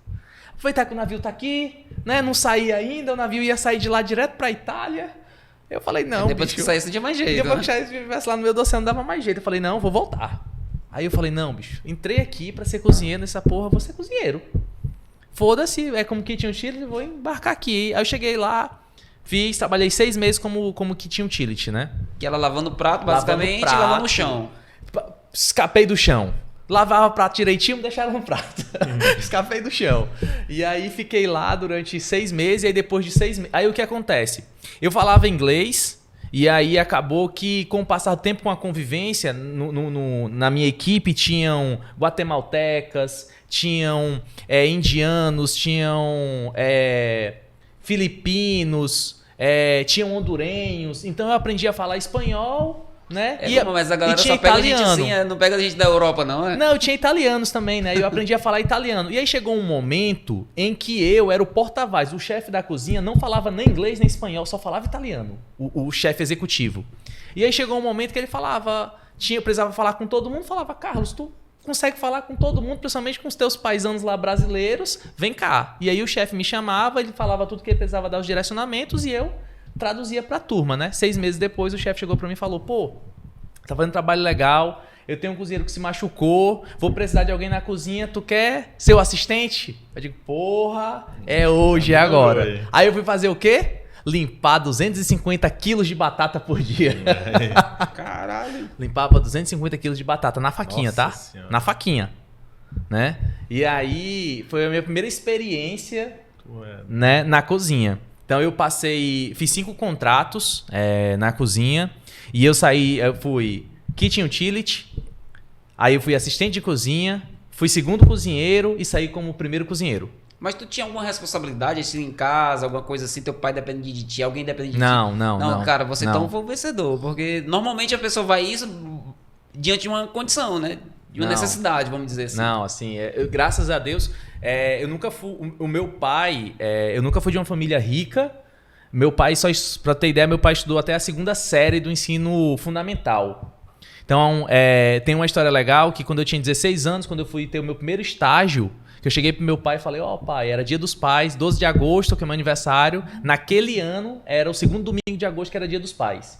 E aí, na semana, eu falei que fazia um curso e tinha sido chamado para fazer um estágio. Eu cheguei pro meu pai e falei, ó, papai, vou fazer um estágio, me convidaram, tal. Era um estágio para trabalhar na parte de marketing, né? E aí meu pai negou na hora. Falou, não. Eu não estudei minha vida inteira porque eu nunca tive condição. Eu tinha que trabalhar, a família do meu pai era de agricultores, e aí meu pai precisava ajudar em casa, então tinha que plantar lá o roçado de feijão, né, de abóbora, etc.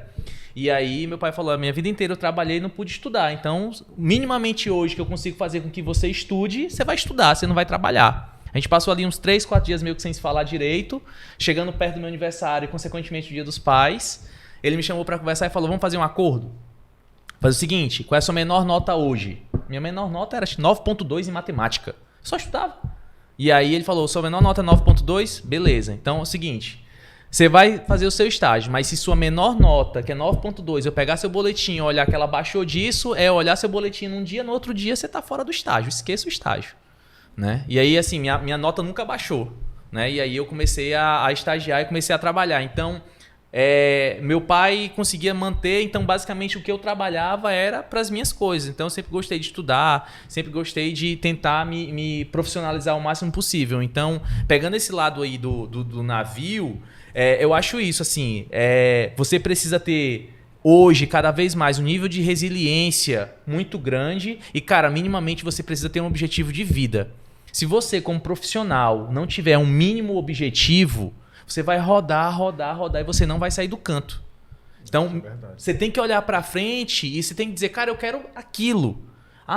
Talvez eu nunca consiga. Mas quando eu olhava lá na Facet, eu quis fazer faculdade lá na Facet, eu lembro demais, eu passei na Facet, eu tinha 7 para 8 anos de idade, eu falei, um dia eu vou estudar aqui. Meu pai não tinha condição de pagar uma faculdade para mim lá, nunca na vida, né?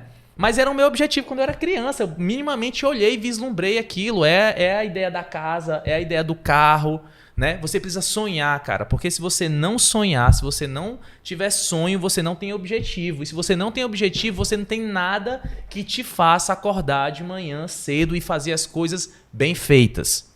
Né? Que eu acho que as pessoas entendem que elas só precisam executar. Não, você tem que fazer bem feito. E não é para os outros, é para você. Você tem que terminar o que você fez e você olhar e falar, caramba, mas ficou normalmente, bom isso. assim, via de regra, o que eu tenho observado é que normalmente essas coisas, elas acontecem, tipo assim, quando você conquista algo, é porque normalmente você veio de uma família, de certa forma, carente, ou que tinha uma condição que não era tão boa, apesar de ter lá um pouco de condição, mas que sempre você quis superar uma condição de vida que você não achava legal, entendeu?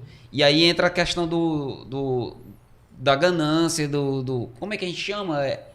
Do objetivo... Ambição. Ambição. Pronto, ambição. E essa ambição, que estou falando aqui no bom sentido, ela faz com que você mude de vida, né? Ela é importante. E hoje parece importante. Estão tirando isso. E hoje parece que tá tirando isso, assim, né? Se você olha para um menino hoje, você pergunta para um cara assim, onde é que você se vê daqui a 5 anos? Ninguém sabe. Ninguém sabe. Você quer curtir aqui ou agora? Se o cara ganhar R$100 de manhã, ele torra os R$100 à noite. É bem isso. Estão tirando isso. A última que eu soube, agora que eu achei... A gente tá aqui falando, pode ser besteira que eu tô falando, mas... Não, pode barbear. Tiraram a questão do... Todo mundo ganha medalha agora no campeonato, nas escolas. Quando é o time, os 2 times ganham medalha, eu acho isso um absurdo. Você está dizendo que as crianças elas têm que se acostumar a estar no segundo lugar, no terceiro. Isso eu acho errado. Acho que a gente tem que tomar cuidado com isso, que muitas vezes a gente tem que entender que não é toda hora que a gente tem que tá disposto a perder, não. Tem situações que a gente pode até... dizer, cara, que eu posso perder, mas... Eu perdi, mas me esforcei pra ganhar. Exatamente. Por exemplo, né? Mas, cara, entender que a gente não tem que ganhar é um negócio complicado, a gente tem que ganhar sim. Porque o pessoal diz assim, a competição é importante. Não, a competição ela é saudável, mas a disputa ela é Eu importantíssima. acho que ganhar é importante. Se a gente não ganhar, a gente vai fazer o que na nossa vida, entendeu? Se eu não ganhar, e se eu, isso aqui, eu tirei nessa nota baixa aqui, depois vem a nota boa. Isso aqui eu me reprovei aqui, não tem nada. Tem nada, sim. Eu acho que a gente tem que se cobrar, a gente tem que ter essa cobrança individual aí, entender que a gente tem que ganhar, na minha opinião. E eu acho que estão perdendo isso. Assim, pronto, agora de onde é que vem isso? Vocês não acham que o mundo tá ficando muito chato, não, assim, nesse sentido? Não, tá. E de onde é que vem isso, cara? Porque, tipo assim, uma coisa que parece que todo lugar tipo assim, não tem mais os ganhadores, os primeiros lugares, não tem mais... Não, pra mim isso não existe. E tipo, não... Eu acho uma coisa tipo assim, tem que ter cota pra isso. Não que eu não ache errado ou certo, eu não tô entrando nesse mérito. Eu tô dizendo assim, que tipo assim, que é uma imposição generalizada que parece que as pessoas são incapazes. É porque, tipo assim, se a gente for falar aqui, eu tenho aqui um índio, né? Da minha cultura é indígena, nós temos um cara que tem umas características mais de origem negra, tem um cara que tem umas características mais sertanejo. Então, assim, são pessoas diferentes que, dentro das suas perspectivas de vida, atingiram um nível, assim, saíram da mediocridade de uma vida que se contentava apenas com o normal, com o natural, né? Com o medíocre. E hoje tem uma ganância, tem uma ambição, não a ganância, né? Que a ganância eu acho que é ruim, mas a ambição de querer algo mais e muitas vezes o sentimento de querer algo mais não é nem para si, é para poder repartir melhor. Sim. Né? Para poder ajudar melhor, seja a família, seja pessoas conhecidas, né? Não, o próprio ambiente, né? Eu tô fazendo uma consultoria agora de liderança, e aí uma das primeiras perguntas, né, que esqueci o nome agora, não é professor, né? Porque não é, tem o coach, não é, digamos o coach, né? Mas a primeira ação que ele teve foi, cara, qual é o teu objetivo de vida? Eu tenho meu objetivo muito claro, profissional e pessoal, acaba que eles convergem ali de certa forma, mas eu sempre tive isso muito claro. O meu objetivo hoje, se fala profissionalmente, eu quero deixar um legado. Meu objetivo pessoal é impactar o maior número de pessoas possíveis. Então eu quero, quando eu tiver lá os meus 50, 60 anos, que eu consiga olhar para trás e ver tudo que eu deixei, eu quero identificar que, caramba, eu fui importante na vida de João, eu fui importante na vida de Pedro, o cara conseguiu chegar aqui porque foram direcionamentos que eu dei, foi visão. Então, essas coisas é o que me move todos os dias. Eu nunca fui um cara movido a dinheiro, por exemplo. Eu vou escolher o meu trabalho aqui, porque se tá aqui eu vou ganhar muita grana. Não, cara. Na minha cabeça, a grana, ela sempre foi a consequência do meu trabalho. Então, se eu consigo ter um trabalho, que eu consigo dar o meu melhor, me desenvolver e eu consigo entregar mais, automaticamente eu vou ganhar mais. O cálculo ele é simples, né? Então, todas as decisões da minha vida, elas sempre foram pensadas em como que eu vou ser feliz. Eu recebi uma proposta de empresa X. Legal.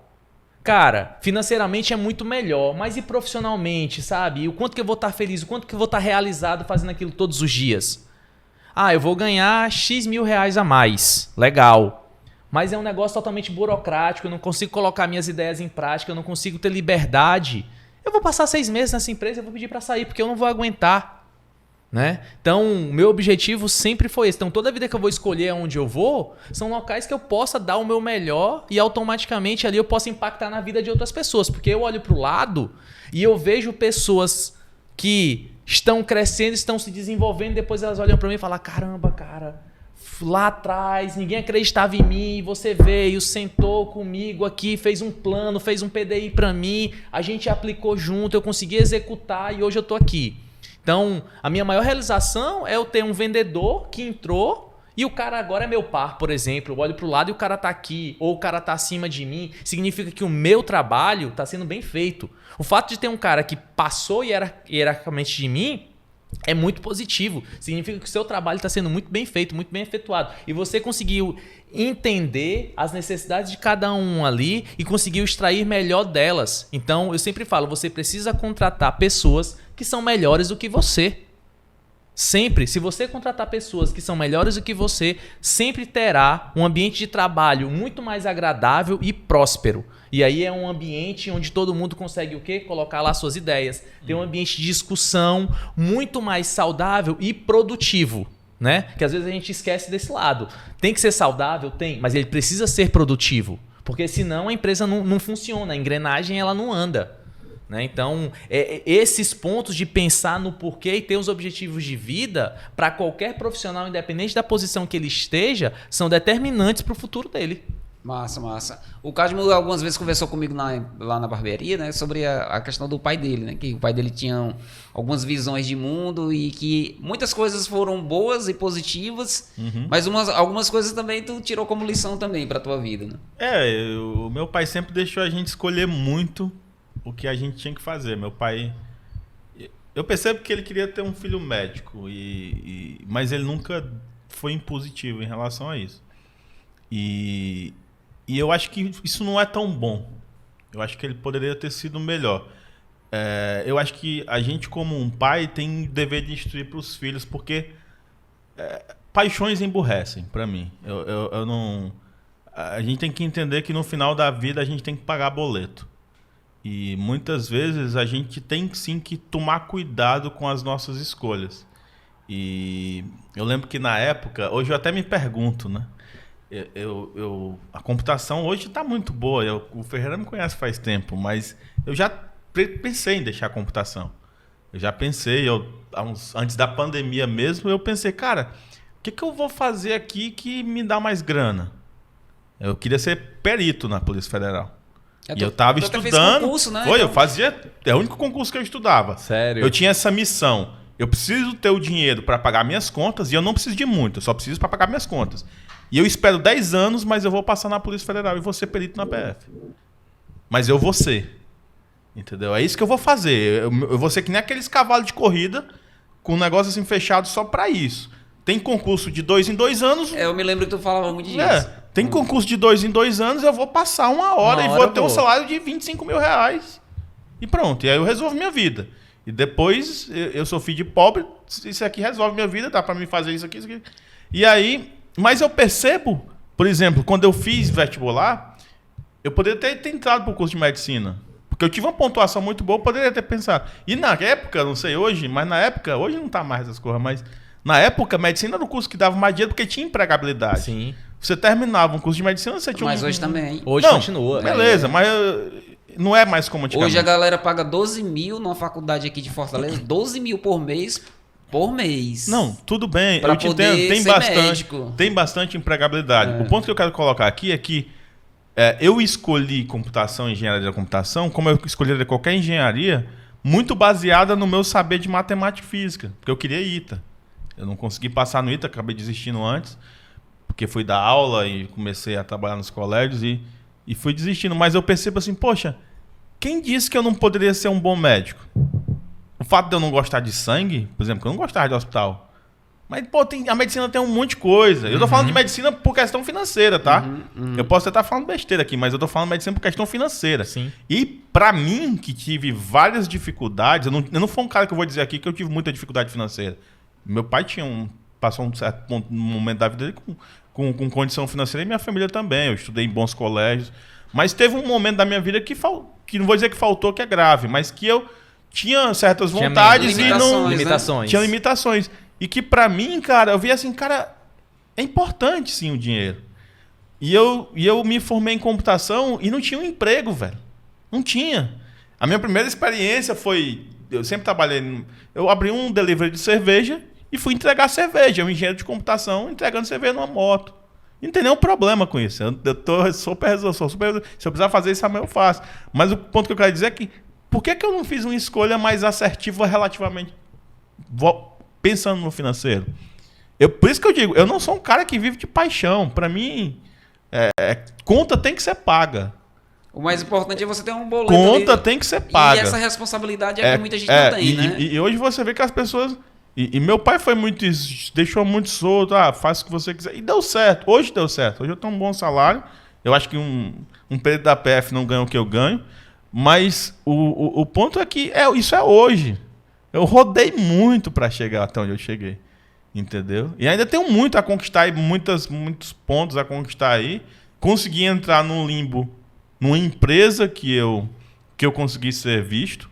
Hoje eu agradeço muito a empresa que eu tô. Passei por várias etapas e tenho hoje a confiança dos donos, pessoas com as que eu discuto aqui também, junto. Mas assim, cara, foi difícil. E se eu tivesse tomado um outro caminho, talvez eu tivesse melhor antes. Esse é o ponto. E às vezes a gente não olha para isso. E eu, Cadmo, hoje, pelo que eu passei, eu sempre estudo todo mundo. Cara, vai fazer alguma coisa? Faça o que... Tem um monte de coisa legal. Mas escolhe o que é legal, o que tu gosta, mas que dê mais grana. Eu tenho esse pensamento. Porque, será que tu só serve para cortar cabelo, Ferreira? Tu não serve só para isso. Tem um monte de coisa legal que tu também pode fazer. E é claro, eu não tô falando... Eu tô falando, tomando tu como exemplo. Eu poderia ser advogado, eu poderia ser um bom advogado. Quem disse que eu não poderia ser um bom advogado? E também tá ganhando um bom dinheiro como advogado. Eu poderia ser várias coisas, entendeu? E eu acho que naquele momento... eu não me arrependo. E eu acho que E até me arrependo, sendo bem honesto. Eu acho que eu poderia sim ter nessa feito, história aí, eu acho que eu sou a pessoa mais camaleão do mundo. Porque entendeu? eu já me adaptei a diversas situações. Já trabalhei na indústria, no transporte, no serviço terceirizado. Hoje eu sou barbeiro e E foi uma coisa que eu aprendi lá atrás, viu? Não, sim. Aprendi com 17 anos, fazia ação social Sim. nas comunidades, no interior do estado. Nunca imaginei trabalhar com isso, né? E hoje trabalho com isso. Não dá para ser rico, não dá, pago as minhas contas, né? Vivo ali no limiar da vida, né? Com toda sinceridade. Né? Não dá para ser rico, porque afinal de contas é um desafio, né? Hoje, empreender no Brasil. Eu sou parte da produção, da organização e da estratégia, né? Então, sim. é complicado. Mas entendeu? você tem um caminho maior a percorrer, beleza, mas você vai. Eu não estou dizendo que o sucesso inexiste para X profissões. Toda profissão tem sucesso. Isso é fato. O ponto que a gente tem que entender aqui são os outliers. Às vezes a gente pega um garoto que veio da periferia e que ele conseguiu vencer. Mas aquilo é um outlier. É um outlier total. Entendeu? Aquilo é um outlier. Aquilo ali são um em muitos. Entendeu? Então, assim, às vezes a gente pega o cara que... Então tu não acha que, de certa forma, assim, o governo, o Estado, ele não peca muito em dar essas oportunidades? Por exemplo, se tivesse mais oportunidade desse garoto, não havia vários garotos? É isso que eu acho que falta. Entendeu? Entendi. É isso que eu acho que falta. É que nem eu tava discutindo ontem com um amigo meu. O pessoal olha o Neymar. Será que só tem um Neymar no mundo? Será que numa favelinha dessa não tem um monte de Neymar, não? Certeza. Entendeu? E aí o cara fica discutindo, até o meu colega tá dizendo que não, mas tem o pessoal, como é que é o nome? O pessoal da peneira, os olheiros. Os olheiros estão na favela. Não estão, meu amigo, não é todo canto que tem, não. O recurso é limitado. Tem 50 Neymar no mundo, mas não tem 50 times pro Neymar jogar, para pagar o dinheiro dele, não tem. Entendeu? Não vai ter 50 pessoas com a mesma oportunidade, com as mesmas variáveis que o Neymar passou. Não tem. Não tem. Tem um cara que se ele tiver que escolher entre... O cara joga bola pra caramba. Se ele tiver que escolher ver a mãe dele com fome, o pai dele também, o irmão chorando em casa... Ele vai trabalhar. Cara, ele vai trabalhar. Vai trabalhar. Entendeu? Isso é questão de oportunidade. A oportunidade dá pra todo mundo. E aí é a conceito de equidade. Entendeu? Às vezes o cara fala... É fácil muitas vezes a gente dizer... Porque a gente tá numa situação boa. Mas o cara da favela, pô, ele não tem a mesma... Eu conheço várias situações. Ele não tá na assim. mesma oportunidade que a gente tem. Eu estudei em grandes escolas de ensaio. Quer dizer que o cara da escola tá no mesmo grau que eu? Não tá. Eu tenho que ser honesto com isso, entendeu? Eu acho que isso tem que ser corrigido de alguma forma, né? Eu não acho que com cotas... E faz 30 anos que a gente não corrige isso, né? Eu acho que só piorou, na verdade. Hoje nós vivemos um dualismo na política brasileira, principalmente relacionado aos gestores. Nós estamos falando de gestor, né? Nós estamos pegando 2 gestores aqui. E você, teoricamente, você fala o seguinte: o presidente da República, ele é um gestor de uma organização, né? Que é a República. E aí você pega, por exemplo, o cara... o dualismo das pessoas hoje está em torno dessas 2 figuras. Sim. A tomada de decisão está em torno desses caras. E aí você fica pensando assim, poxa, por que é que você tem um dualismo entre 2 caras que são antagônicos e ao mesmo tempo populares? Né? Eles são antagônicos e populares. E tem um cara que é extremamente preparado que fica colocado de lado. Por exemplo, o Ciro Gomes, que é daqui do estado do Ceará. E você tem esse dualismo entre o Lula e o Bolsonaro. Mas eu acho que a gente volta para um lado muito mais cultural, certo? Voltando para o que o Cadmo falou ali do pai, do direcionamento e etc. Acho que hoje eu posso falar o seguinte, Ferreira, eu acho que foi muito negativo essa questão que a gente teve do extremismo ali entre as 2 partes, mas ao mesmo tempo eu acho que foi positivo, porque a gente voltou... Talvez não da forma como a gente queria, mas os pais, os filhos, voltaram a falar de política. Eu acho que não voltaram a falar de uma forma saudável, certo? Mas o termo política voltou a ser algo natural nas rodas de conversa que antes, querendo ou não, a gente perdeu isso durante muito tempo, ficava resumido aos anos eleitorais. Né? Eram de 4 em 4 anos ali, a galera se degladiava, se matava, mas querendo ou não, a gente voltou a falar sobre política o ano inteiro, os 4 anos aí. Eu acho que só falta agora muito mais direcionamento de se conversar, ter conversas um pouco mais prósperas, né? Que tragam mais conteúdo. Só que, por exemplo, lá em casa, meu pai sempre foi um cara totalmente aleatório a política. Para ele, tanto faz como tanto fez. Ele nunca ligou muito... de fato, assim, de defender uma bandeira, uma causa, sabe? Acho que eu muito mais ali conversava e trazia mais conteúdo e a gente conversava sobre, mas assim, ele procurar, ele ir atrás, não era tanto. Eu acho que a gente precisa conversar um pouco mais sobre isso, assim, quem é o cara que vai, de fato, comandar a república, né? Quais são as capacidades técnicas que esse cara vai ter? Porque um gestor, por exemplo, quando ele vai entrar numa empresa, ele pode ter todas as soft skills do mundo. Mas se ele não tiver o preparo técnico para assumir aquele cargo, ele não vai. A não ser que esse cara demonstre por A mais B, coloque você numa mesa e ele mostre que ele é o foda. Do contrário, ele não vai entrar, né? E a gente acaba esquecendo isso para quem a gente vai eleger. Acho que o exemplo mais claro são as propagandas políticas. Você olha ali na propaganda o cara que está candidato a deputado federal, deputado estadual, a vereador, né, a prefeito às vezes, em alguns casos até para governador, que você olha e fala, meu Deus do céu, o despreparo é muito você vê grande. o despreparo, mas ao mesmo tempo assim, ó, você tem uma discussão em que hoje eu acho que o mais importante são as duas casas, né? Talvez quando esse episódio for pro ar, a gente nem tenha mais, nem faça mais sentido essa fala, mas assim, o Senado e a Assembleia, né? Sim. Eu acho que hoje o ponto seria esse, entendeu? Por quê? Porque, tipo assim, ó, se tu pega um cara que é de um partido que defende causas A, B e C, e tu bota esse cara como senador, o que vai acontecer lá na frente? Ele bloqueia tudo que vier contra. Ele vai bloquear tudo. Por exemplo, hoje, a única instituição que é capaz de fazer um impeachment com um juiz do STF, um ministro do STF, aliás, é o Senado. Mas o Senado, para fazer isso, ele precisa que todos os seus membros sejam irrepreensíveis. Ninguém pode ter rabo preso. O cara não pode ter processo na justiça. Mas será que não tem? O cara não pode... Não, eu tô dizendo assim. Uhum. Se nós tivéssemos esse ideal, né, esse imaginário ideal, nós teríamos um Senado que poderia, por exemplo, demitir um ministro do STF. Demitir, empichar. Só que hoje a gente não consegue. Por quê? Porque os senadores que estão lá, né, tem uma vida... Devem mais do que qualquer outro. E aí como é que vai fazer? Tipo assim, aí fica assim, um lavando a mão do outro, aí os caras têm um monte de regalias, né?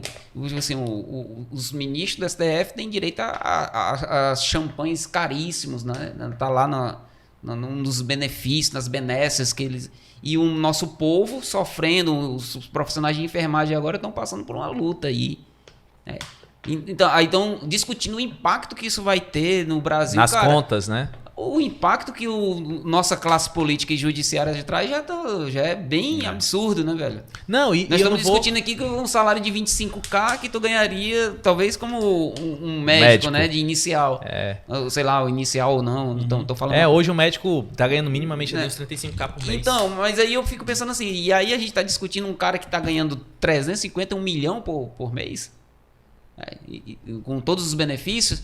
Então, tem algo muito errado nesse Brasil, cara. E a gente precisa... É difícil arrumar. Que a gente precisa refletir sobre essas coisas e fazer com que isso chegue às pessoas, né? Não, e assim, a gente tem uma discussão aí sobre... A gente tá falando de piso salarial para os enfermeiros, né? Cara, foi o ramo que mais deu lucro na pandemia, foi a saúde.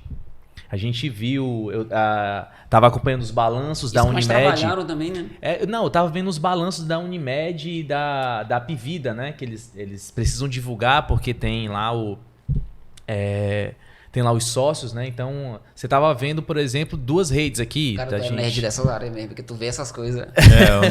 Eu não olho muito, não. Então, assim, eles tiveram lucros, né, dentro de um ano de pandemia, no qual teve um custo gigantesco e precisaram abrir, né, vários hospitais e precisaram também ampliar UTIs. E a gente entende que quando você utiliza a emergência, você tem um custo muito maior do que quando é, por exemplo, ali uma preventiva, né, uma consulta marcada. Cara, eles tiveram lucros maiores do que em 2018, que foi um ano que não teve pandemia, por exemplo. E aí a gente está discutindo de uma forma geral sobre essa questão de pandemia, de pandemia não, de piso salarial, o impacto que isso vai ter, né? Mas assim, hoje o ramo de saúde no Brasil é um dos ramos que mais geram recursos, mais gera lucro. Então, tudo bem que você vai ter um custo alto, vai aumentar ali, mas em contrapartida, se você tem funcionários pra gente aqui, gestor, se a gente tem funcionários que estão felizes executando o trabalho deles realizados, esse cara faz um trabalho muito melhor e eu tenho um lucro muito maior lá na frente, é consequência, né? Então, acho que falta um pouco desse pensamento também do futuro, do retorno que tem, né? Então, às vezes, o lucro, ele não é ali imediato só no dinheiro que é contado no final do caixa, né? É quanto que aquela pessoa vai conseguir produzir mais a longo prazo. E aí, quanto que aquilo se torna mais sustentável para mim. Então, tem esses cuidados que, às vezes, né, nesses pontos, eles simplesmente esquecem que existem e pensam só no lucro real no final do mês. Hoje a gente tem uma situação muito caótica, né? Que eu acho que não vai se resolver tão cedo, né? Ainda bem que a gente está se falando de política em todos os anos, em todas as áreas, né? O pessoal fala assim, na barbearia não fala de política. Falamos, né? E discutimos e entramos em acordo, e algumas vezes não. Mas o que eu vejo é que a gente precisa de uma reflexão mais profunda, e isso só vem com educação e conhecimento.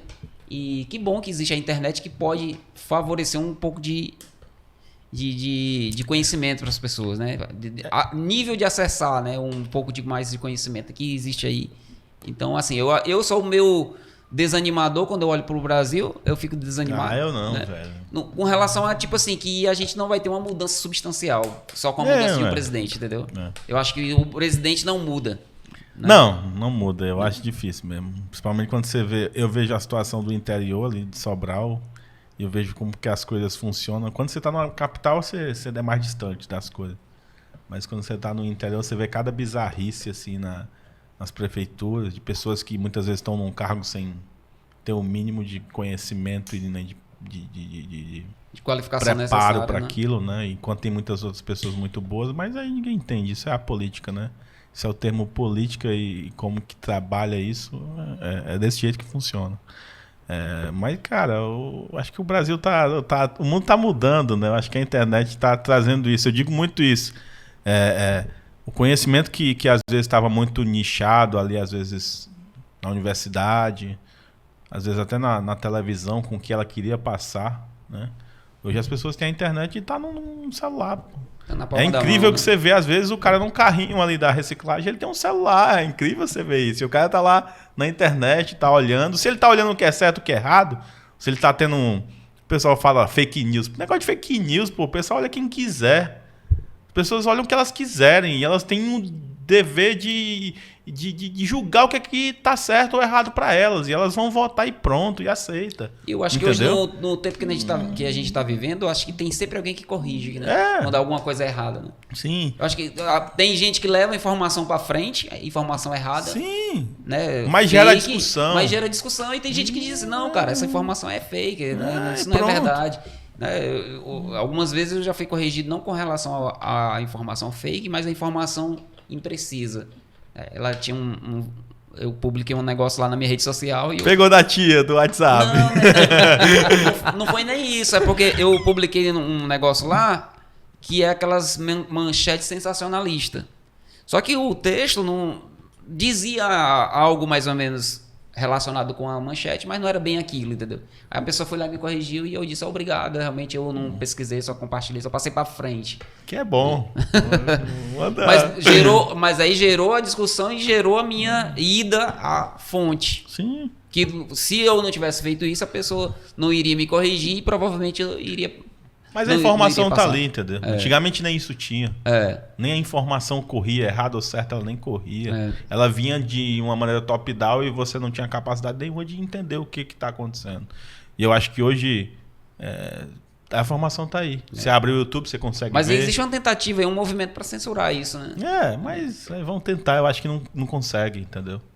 Não consegue, ninguém consegue fazer isso. A internet, ninguém consegue parar o YouTube, cara. Isso é contramão. Tem duas coisas que você não vai conseguir. Tem duas coisas que eu acho que nunca acontecem no Brasil. Isso é meu ponto de vista. Não sei se vocês concordam. Uma o Brasil nunca vai se tornar um país totalmente comunista. Sim. E o Brasil nunca mais vai ter um golpe. Sim. Né? São duas situações que eu acho que não vai ter. Porque eu me lembro que algum tempo atrás, porque eu acho que assim, apesar de tudo, de todos os contrapontos, ainda existe um povo que eu acho que não deixa que isso aconteça. Não deixa, que resiste, tem a resistência. E eu lembro que há alguns anos atrás, quando o Lula se candidatou, se falava muito assim, ele vai fechar as igrejas, né, vai perseguir as igrejas e tal. porque é comunista, né? Havia esse negócio, esse rótulo, né? E ele ganhou e não perseguiu ninguém. Assim também, quando foi na época que o Bolsonaro estava se candidatando para ser... Não aconteceu nada. Aí o pessoal dizia assim, ele vai perseguir os homossexuais, não sei, não gosta de homossexual, não sei o quê. E também não aconteceu, né? Tipo assim, não perseguiu ninguém, fala as baboseiras, isso é um fato. Mas não fez nada ali Não, que de fato tipo determinasse e mudasse. Isso, entendeu? Não tem uma lei que foi criada para abolir, por exemplo, a prática ou alguma coisa assim. Não existe, entendeu? Mas é a briga, né? As pessoas vão colocar de cada lado ali o que elas têm de arma, né? E aí cabe a cada um fazer o discernimento e aí é esse dualismo e esses extremismos eu acho ruim. Exatamente. Aí, porque qual é aquele papo que a gente teve antes de começar o podcast, né? Aquela questão da discussão que ela fica vaga, né? Briga na mesa, no final de contas todo mundo saiu chateado, mas ninguém compartilhou nada de fato ali no ninguém tá discutindo os problemas reais, né? Que a gente tá falando. Mas isso, você viu no último debate, os caras pareciam briga de quinta série. Um falando uma coisa, seu ladrão, o outro, seu homofóbico, e pá, aqui ficava aquele... E de projeto ninguém falou nada. Ninguém né? fala. Como que vai ser, o que vai... Não. De onde vai vir o dinheiro, né? Como é que vai reduzir custo, porque como é que vai reduzir a máquina pública. Você faz uma pergunta, Ferreira, como é que vai reduzir a burocracia, né? Ninguém fala disso, velho. Fala assim, Ferreira, como é que você vai conseguir trazer mais empregos pro Brasil? Aí o Ferreira começa, eu só queria dizer que na época do Cadmo, e aí ele falar que o Cadmo, beleza, e a pergunta, Ferreira, e aí, como é que vai? Não eles pensam que nós somos idiotas e apesar de que existem muitos espectadores que são. Exatamente. Mas é isso. Pessoal, muito obrigado, né? Eu queria pedir a vocês que disponibilizem aí onde é que as pessoas encontram vocês, qual a rede social, se tem rede social, se não tem. Onde é que as pessoas podem encontrar vocês?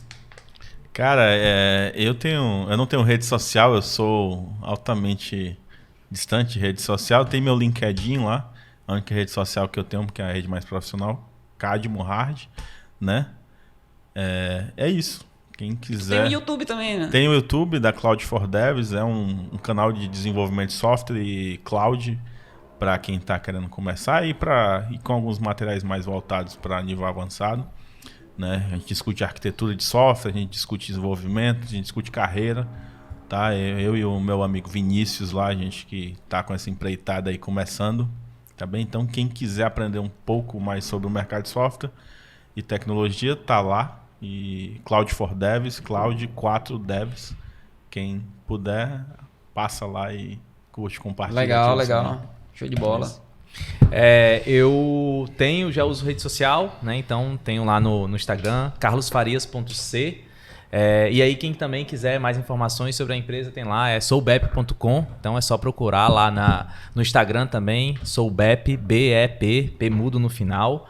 Tá? Então também tem coisas aí legais para compartilhar. Tem muita coisa falando sobre o mercado de adquirência, né? Novidades que são lançadas, vagas também. Então acho que é legal compartilhar com a turma. Boa. Que bom, legal, gente. Muito obrigado a todos vocês que estiveram conosco até agora. Lembrando que os nossos patrocinadores estão aqui embaixo na descrição. E lembrando também de você curtir, compartilhar e comentar sobre tudo que aconteceu aqui. Faz sua pergunta que a gente entre em contato com os meninos aí e pede para eles responderem lá. Beleza? Muito obrigado a todos vocês. Pode barbear em mais um episódio. Valeu. É isso, valeu.